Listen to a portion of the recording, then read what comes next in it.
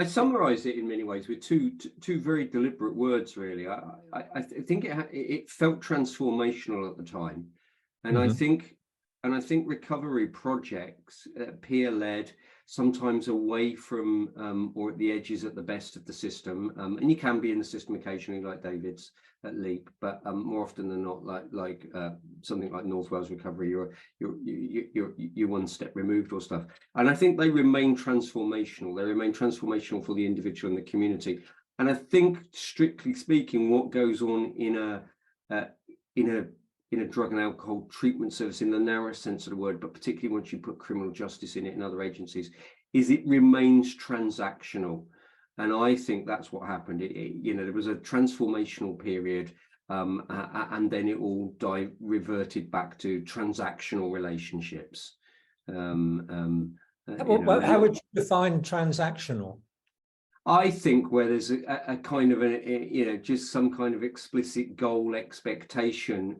Other people would use the language. I think in the commissioners, I don't think they ever get this right, but it would strip it back to the outcome that can be measured and monitored, the thing that can be seen concrete in front of, rather than the elusive future. The transformational stuff is about the elusive future. Yes. The transactional stuff is about stuff that can be clearly measured and seen here in the here and now. It's often a little bit more short term. It has very specific contracts.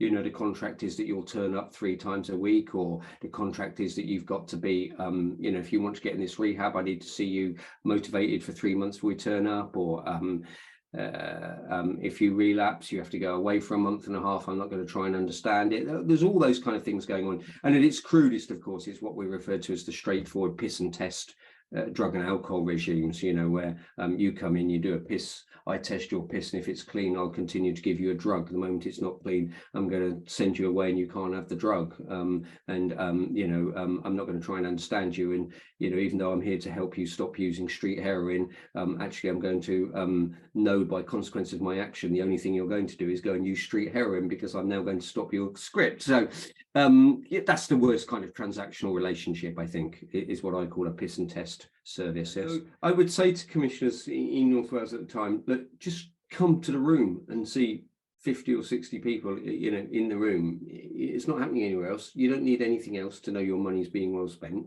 There you go. And I was commissioning as a very senior officer in the probation service. I was commissioning, amongst other things, but I directly commissioned £100,000 worth of group work from my previous employer. And I remember being in the meeting with them and saying, well, what do you want us to monitor and measure? And I said, absolutely nothing. This contract is your staff delivering some group work for probation. We'll have the records of who's turned up and how many people have completed the programs. You don't need to do any of that for us whatsoever.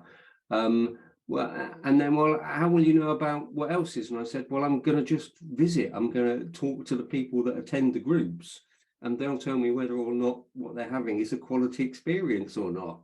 You don't have to worry yourself about that. However, if I do hear things I don't like, I will contact you and we'll have a chat. And they were kind of staggered that, that someone just said exactly what you said. Invariably the beans are already been counted in one place, so we don't need to count the beans 5 times. So let's just spend our time on, the quality. And if you want to be sympathetic to them, we always have to remember that what's being imposed on them, and, we go all the way back, pre-Tony Blair at one level, but, social care and health has had a system imposed on it by bleeding accountants. Yes. It's bonkers. We end up having, the people giving the massive grants from the government, the civil servants and stuff, they're all playing in an accountant world.